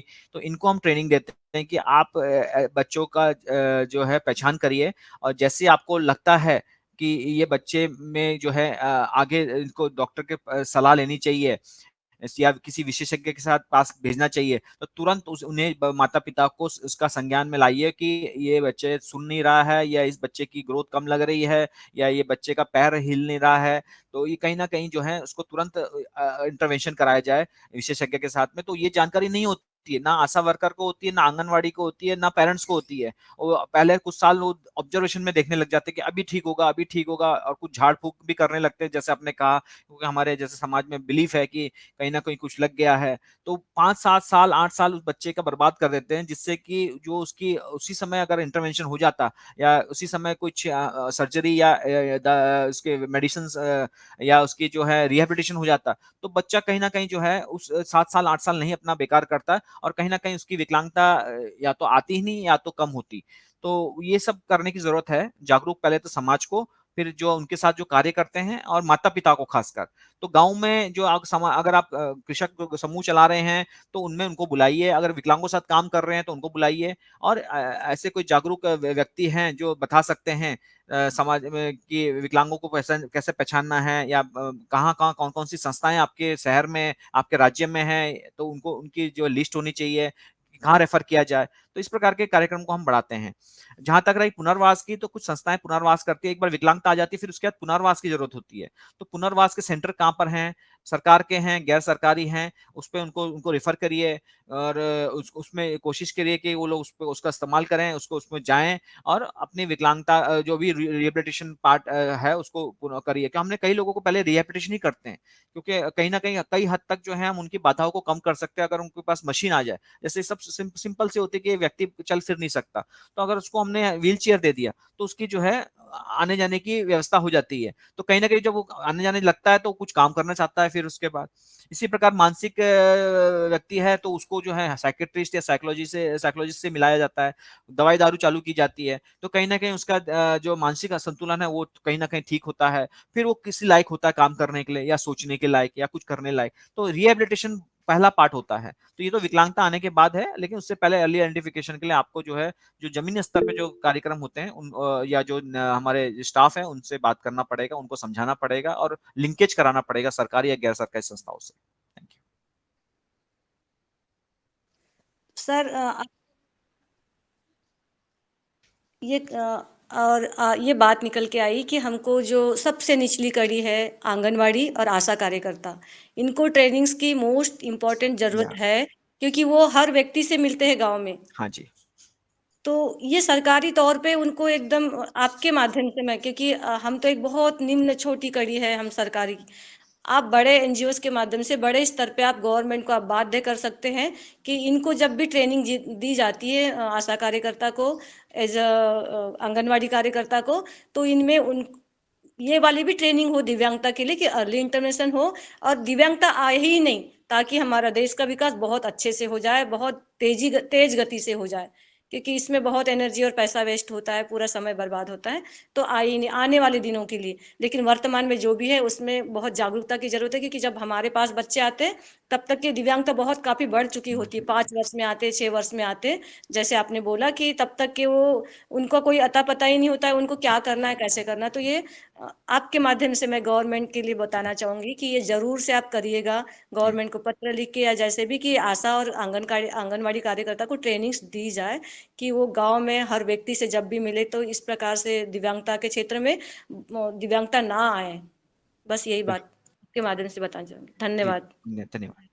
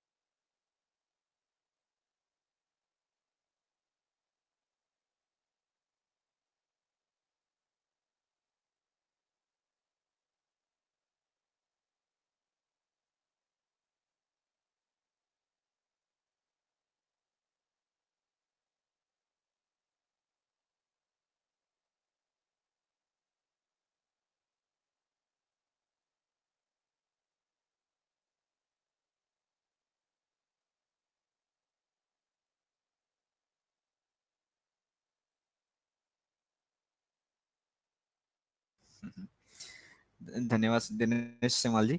अ, जैसे परिचय में दिया बोला गया था कि मैं उत्तराखंड से ही हूँ, और कहीं न कहीं हमने जो है जैविक खेती की शुरुआत की थी पवन सर के साथ में। ये कहानी है 2000 की, लगभग 21 साल पहले की। तो जैविक खेती में हमने बड़ा अच्छा काम किया देहरादून में, और वहाँ की जो बासमती है, जो बासमती बहुत फेमस थी, जो बहुत प्रसिद्ध थी, वो खत्म हो रही थी। तो उसको हमने जैविक तरीके से उसका उसको हमने उगाया, और कहीं न कहीं में बीज भी जो है वंदना शिवाजी के संस्थान नवधान्य से मिला, और उसको हमने जो है बढ़ाया। असफल प्रयास हुआ, उसके बाद फिर कार्यक्रम में और भी कई आयाम आए और चीज़ें बढ़ी हैं, और बोर्ड बना, सरकार ने जैविक नीति पे काम किया। अ, इसी अनुभव को लेते हुए मैं फिर जो हूँ उत्तराखंड से बाहर निकला, तो एक संस्था को ज्वाइन किया जहाँ विकलांग लोगों के साथ काम करते हैं। ये एक अंतर्राष्ट्रीय संस्था थी। तो वहाँ मैंने जो अपना अनुभव था जैविक खेती का, वो मैंने उसको जोड़ा। मैंने कहा कि विकलांग लोगों को केवल हम लोग चैरिटी की तरह देखते हैं, मतलब डेवलपमेंट नहीं देखते। हम लोग उनको कुछ कपड़े दे देते हैं, हम उनको कुछ पैसा दे देते हैं, सरकार पेंशन दे देती है, उनको चेयर मिल जाती है, उनको ट्राईसाइकिल बाँट दिया जाते हैं शिविरों में। तो बाँटने का ही काम रह जाता है, देने का ही काम रह जाता है। तो मैंने कहा इससे नहीं चलेगा, ये तो एक चैरिटी हुई, विकास कहाँ हुआ? तो हमें उन्हें विकास के रूप में देखना है। तो कहीं न कहीं तो गाँव में अगर विकास करना है, तो गाँव में क्या होता है, हमारे जो हैं इनकम सोर्स क्या होते हैं? तो खेती-बाड़ी होती है। तो क्यों ना खेती-बाड़ी से चालू किया जाए। और खेती-बाड़ी में भी क्या होता है कि हम गरीबों के साथ में ऐसे वंचित वर्गों के साथ में काम कर रहे हैं, सीमांत कृषकों के साथ काम कर रहे हैं, जिनके पास पैसा ज़्यादा नहीं है खेती में लगाने का।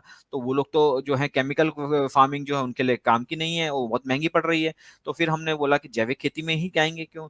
तो जैविक खेती से हमारा 2 फ़ायदे होते हैं। एक तो हमारा जो है लागत कम आ रही है, दूसरा हमारा जो है पर्यावरण को हम और अपने परिवार को स्वस्थ खाना दे पा रहे हैं, और उसके साथ में जो है हम कहीं न कहीं उस परिवार में जैसे हमारे और श्रोताओं ने कहा कि विकलांग जो है हमारे जन इससे भी बढ़ रहे होंगे कि हम लोग जो ज़हरीले जो पदार्थ इस्तेमाल कर रहे हैं अपने खेती-बाड़ी में या अपने आस-पास में, तो वो कहीं न कहीं हमारे शरीर में जाता ही होगा, और जा ही रहा है। ये तो प्रूफ हो रखा है स्टडी में। और कहीं न कहीं वो हमारे जो आजकल का जो हमारी बीमारियाँ हैं, हाइपरटेंशन हो गई, हार्ट डिज़ीज़ हो गई, कैंसर हो गया, ब्लड प्रेशर हो गया, डायबिटिक हो गई, ये सारे इसी के परिणाम हैं।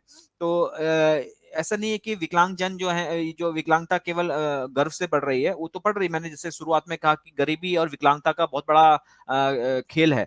ये आपस में दोनों 2 हैं, एक 2 पहलू, एक सिक्के के 2 पहलू हैं। गरीबी होने के कारण होते हैं। तो गरीबी होगा तो नेचुरली उस परिवार में अगर महिला हैं, गर्भवती हैं, तो उसको खान-पान अच्छा नहीं मिलेगा, उसके न्यूट्रिशन वैल्यूज़ कम होंगे, उसको पोषण ठीक से नहीं मिलेगा। तो बहुत हद तक हो सकते हैं उसके जो बच्चे को जन्म देगी, वो बच्चा जो है कमज़ोर होगा, और कमज़ोर हुआ या तो विकलांग होगा, या तो उसमें उसको बीमार होते हो जाएगा, जैसे बच्चा पैदा होगा, तो पोलियो ग्रसित हो जाएगा या कोई दूसरा कुछ बीमारी लग जाएगी। तो वो उसके चांसेस ज़्यादा हैं विकलांग बनने के।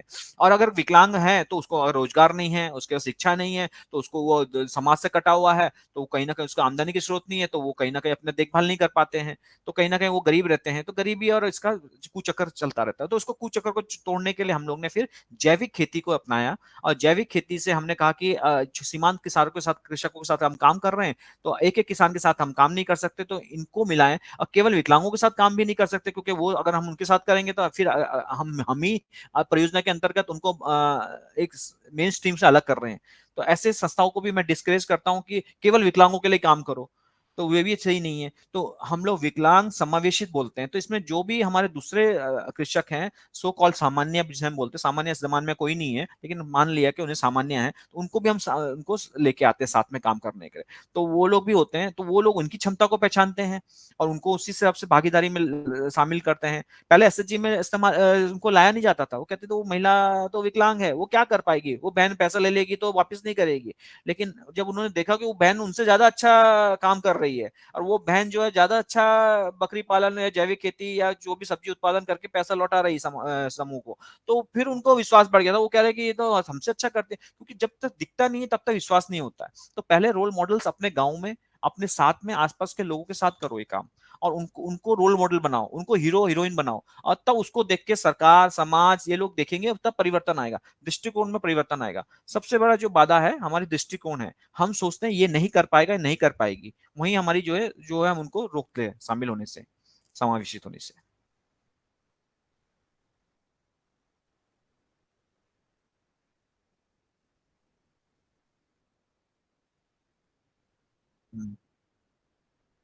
बिल्कुल।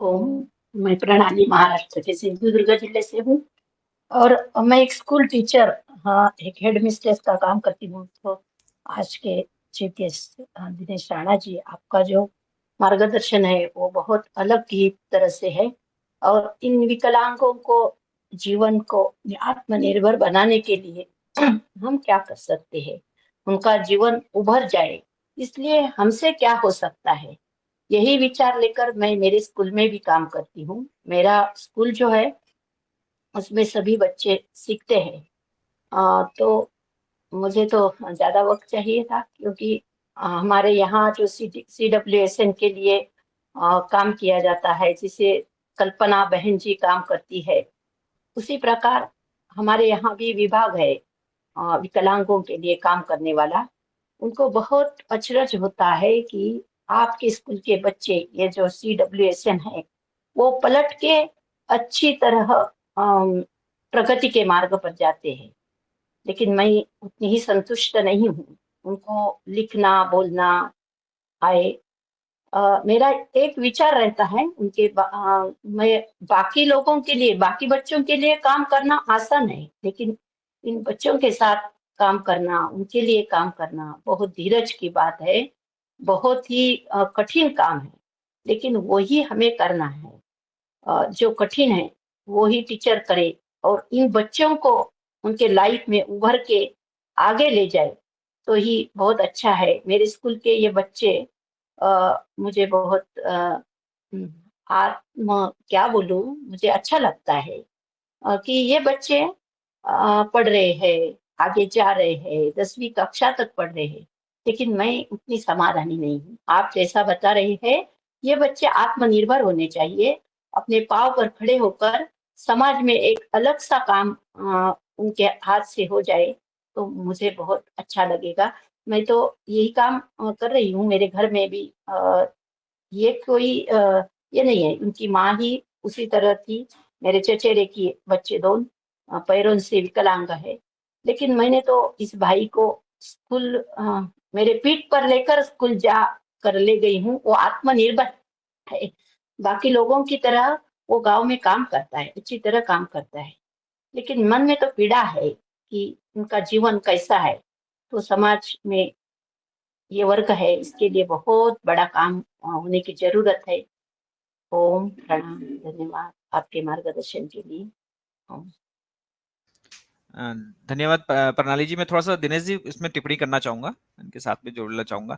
पर आप जो शिक्षिका हैं, आप लोग बहुत अच्छा काम कर रही हैं, नेक काम कर रही हैं, और भारत सरकार ने भी जो सर्व शिक्षा अभियान जो शुरुआत की है उसके अंतर्गत ये कहा है कि कोई भी बच्चा छूटना नहीं चाहिए। जब कोई भी बच्चा छूटना नहीं चाहिए, उसमें विकलांग बच्चे भी आते हैं, तो कहीं ना कहीं बजट भी रखा है उसमें। ये कहीं कहीं ऐसा होता है कि हमने देखा है, हम भी स्कूल के साथ काम करते हैं उत्तर प्रदेश में, खासकर हमने देखा है कि पेरेंट टीचर्स कमिटी होती हैं, SMC जिसे हम कहते हैं, वो उनको भी ज्ञान नहीं होता इसमें कि कितना बजट है हमारे पास और हम किस में खर्चा कर सकते हैं। तो पहले तो सबसे पहले टीचर्स को, कमिटीज को, जो पेरेंट्स कमेटी में आते हैं, उनको इसमें जो है पता होना चाहिए कि हम लोग क्या क्या कार्य कर सकते हैं, सर्व शिक्षा अभियान होता क्या है, इसमें बजट क्या है। तो उसमें जो है बच्चे का फीस से लेके वो सब तो सभी को पता होता है, और कपड़े माफ होते हैं या मिलते हैं उन्हें। और इसके साथ में आप बिल्डिंग का स्ट्रक्चर, इसके साथ में जो है बच्चे की पढ़ाई लिखाई में अगर कोई स्पेशल असिस्टेड डिवाइस चाहिए, वो भी, उसका भी जो है इसमें प्राविधान है। और साथ में जो है इन बच्चों का अगर है तो इन बच्चों का एक डिपेंड करता है स्टेट टू स्टेट पे, कैसा स्टेट राज्य है। महाराष्ट्र तो बड़ा अग्रणी राज्य है, तो वहाँ टीचर का भी जो है व्यवस्था की जाती है, उस बच्चे के लिए खास ध्यान के लिए रखा जाता है, ताकि बच्चा जो है वो भी सम्मिलित हो पाए और बच्चों के साथ में, और उनके साथ जो है कंधा से कंधा मिला के पढ़ सके। तो उस पर थोड़ा विशेष ध्यान और विशेष टीचर की जो है प्राविधान होना चाहिए, होता है, दिया है सरकार ने, लेकिन होता है नहीं होता ये प्रश्न है हर राज्यों में। कहीं रिसोर्सेज की कमी होती है, रिसोर्सेज की मुझे लगता नहीं कमी नहीं है, मैनेजमेंट की कमी है, रिसोर्स के मैनेज की कमी है, रिसोर्स हमारे पास आते नहीं है। अब भारत सरकार की स्थिति और राज्य सरकारों की स्थिति अच्छी हो रही है दिन पर दिन, पैसा जीडीपी बढ़ रहा है, टैक्सेस बढ़ रहे हैं, तो कहीं ना कहीं पैसा कहाँ लगेगा, ये विकास कार्यों में तो लगेगा, लेकिन हमें जानकारी नहीं होती है बजट कैसे खर्च करना है, बजट में क्या प्राविधान है, तो इस कारण हम लोग भी उसमें कर नहीं पाते।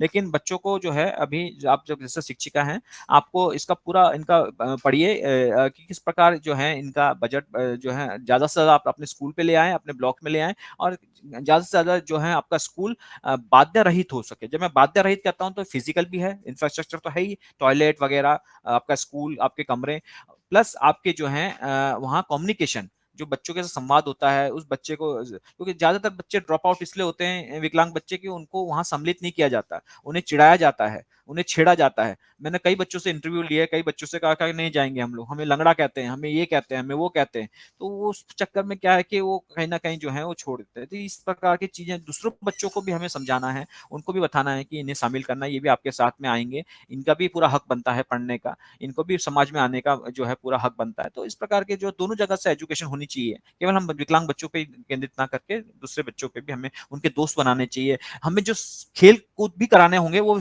समय विशेष खेल कूद कराने चाहिए, जिसमें वो भी शामिल हो सके। हम कराते हैं ऐसे खेल कूद जिसमें वो लोग किनारे खड़े होकर खाली तालियां बजाते हैं, क्यों ना हम उनको ऐसे खेल कूद कराएं जिसमें वो भी शामिल हो सके। तो इस प्रकार की सोच हमें अपनी भी बदलनी पड़ेगी।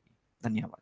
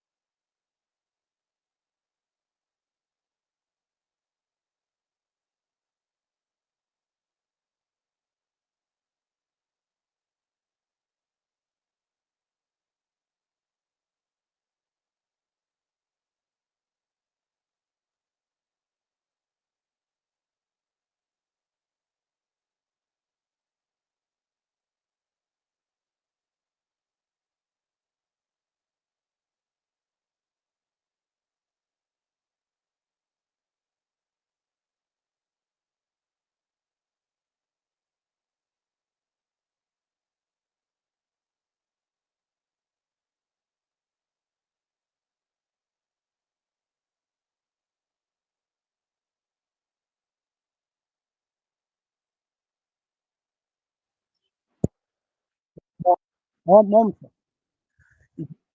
जोरहार मंच कम और आज के योगा योग शिक्षा का चीफ गेस्ट महोदय को बहुत बहुत बहुत नमन और वंदन, क्योंकि इस विषय पर उन्होंने प्रकाश डाला। मेरा एक जानना चाह रहा हूँ कि जो व्यक्ति विकलांग हो गया, सब कुछ हो गया, तो उनके लिए शिक्षा में या किसी तरह में शिक्षा स्तर पर जो कैसे बच्चे शिक्षा अच्छे प्राप्त कर लिए हैं, उनको उनका रिजर्वेशन रहते हुए 2 से 4% रहते हुए भी उनको सेवा नहीं मिल पाती है सरकारी या सेंटर स्तर पर, स्टेट लेवल पर। तो उनके लिए कैसे कैसे कहाँ संपर्क किया जाए? विकलांग तो हो चुके हैं तो उसको निवारण के लिए जो शिक्षित हो चुके हैं, पढ़ लिख चुके हैं, तो उन लोगों के लिए कहाँ संपर्क करेंगे? क्योंकि मैं बिहार से आता हूँ, स्टेट लेवल पर संपर्क करना, राष्ट्रीय स्तर पर जहाँ संपर्क किया जाए उनके कल्याण हेतु, तो कृपा चीफ गेस्ट मास्टर बताने का कृपा करेंगे। और उन्होंने जो विकास और इसमें जिन्हें बात हुआ, बहुत बहुत अच्छा हुआ। और मैं कम समय होते हुए अपनी बातों को विराम रखता हूँ। धन्यवाद कुमार बबन सिंह जी, आप बिहार से जुड़े, आपका स्वागत है। जैसे आपने प्रश्न किया कि उनका जो विकलांग हो चुके हैं उनका रोजगार का और आगे उनका आजीविका का क्या रहेगा। तो अगर वो पढ़े लिखे हैं तो सरकार की नौकरियां निकल रही हैं, जैसे 2% जो है रिजर्वेशन है, तो अगर वो पात्रता है उस पर तो उसको भरें और उसमें कंपटीशन दें और निकलें। और यदि कोई ऐसा लगता है उनको कि उन्होंने किया था ऐसा और उनको नहीं मिला, या कुछ ऐसा उनको लगता है कि डाउट है या कुछ संदेह है, तो ऐसे विभाग के ऐसे उसकी वो जो है हर राज्य में जो है डिसेबिलिटी कमिश्नर बैठते हैं। डिसेबिलिटी कमिश्नर जो हैं और जो होते हैं वो उनके पास जा सकते हैं, अपने अपनी अपनी जो है बातें रख सकते हैं, तो वो उस विभाग से पूछताछ करके उसका निवारण भी कर सकते हैं। तो ये तो रही अपनी राज्य स्तर की बात। और जहाँ तक विकलांग अगर यदि पढ़ा लिखा नहीं है या कम पढ़ा लिखा है या उस पात्रता के लिए नहीं है, सरकारी योजनाओं के लिए नहीं है, या सरकारी नौकरी के लिए नहीं है, तो फिर वो जो है अपना रोजगार वगैरह करें। और जिस प्रकार का हमने आज चर्चा की जैविक खेती से, क्योंकि अब प्रधानमंत्री जी भी और सारी सरकार की योजनाएं भी जो हैं वो एंटरप्रेन्योरशिप की बात कर रही है कि आप अपना रोजगार खुद खड़ा करें, आप कमाएं और 4 लोगों को और लगाएं। तो इस प्रकार की सोच रखनी चाहिए, नौकरी की सोच से हटना चाहिए हमें जो है। तो अगर विकलांग व्यक्ति अगर इस प्रकार का एंटरप्रेन्योर बन जाए, एंटरप्रेन्योरशिप बन जाए, उनके अंदर ऐसी हम लोग क्षमता विकास करें कि वो कुछ काम करने योग्य हो जाए, तो अब या कृषक समूह के साथ जुड़े और एक संगठन के साथ काम करे, तो कहीं ना कहीं उसका भी जो है आजीविका का उपार्जन होगा और कहीं ना कहीं वो भी जो है विकास कार्यों से जुड़ेगा। तो हमें सोच बदलने की जरूरत है इस मामले में। और जहां तक 2% का रहा है, तो ये तो राज्य सरकार की केंद्र सरकार की जो नौकरियां हैं वो तो पात्रता पे ही होगी, और जो उसमें जो है उनको उसमें कम अपने जो भी उनका क्वालिफिकेशन उसके हिसाब से उसको भरना पड़ेगा। लेकिन अगर कोई इंजस्टिस होता है या कुछ उनको लगता है कि नहीं हुआ, उनको नहीं दिया गया, वहां दूसरी पोस्टें भरी गई या जो भी लगता है, तो वो डिसेबिलिटी कमिश्नर, राज्य कमिश्नर होते हैं डिसेबिलिटी कमिश्नर, उनसे मिले या उनको लेटर लिखे या उनसे संवाद करें। कई राज्यों में हम लोगों ने जो है ओपीडीज बनाई है, ये organisation of people with disability, जो विकलांग जन होते हैं उनके संगठन बनाए। ऐसे बिहार में भी बना है संगठन, हमने नवादा में काम किया, हमने जो है गया में काम किया है, तो वहां भी संगठन बने हैं विकलांग जनों के। तो ये संगठन भी जो है इस ऐसे मैटर्स को टेकअप करते हैं और जानकारी देते रहते हैं अपने ग्रुप में कि भाई कौन सी नौकरियां निकल रही हैं, कौन इसके पात्र हैं, और इसको जो है भरें, और आपस में एक दूसरे से जो है जुड़े रहते हैं। तो आप ये भी पहचानिए कि कहाँ है आपके राज्य में, कहाँ है संगठन, ऐसे संगठन से उस व्यक्ति को जोड़िए। और कहीं ना कहीं मैं रोहतास से आता हूँ, रोहतास से। रोहतास से, वहाँ का मुझे पता नहीं है, मुझे वहाँ नहीं किया मैंने काम, लेकिन आपको जरूर होगा। आप जरा पता करिए अपने राज्य में, डिसेबिलिटी कमिश्नर के पास सूचना होगी, तो उनसे पता कर सकते हैं कि संगठन कौन कौन से हैं। अगर आपके ब्लॉक में, आपके राज्य, आपके जिले में है, तो उससे जोड़िए उन विकलांग जनों को। धन्यवाद। जी हूँ।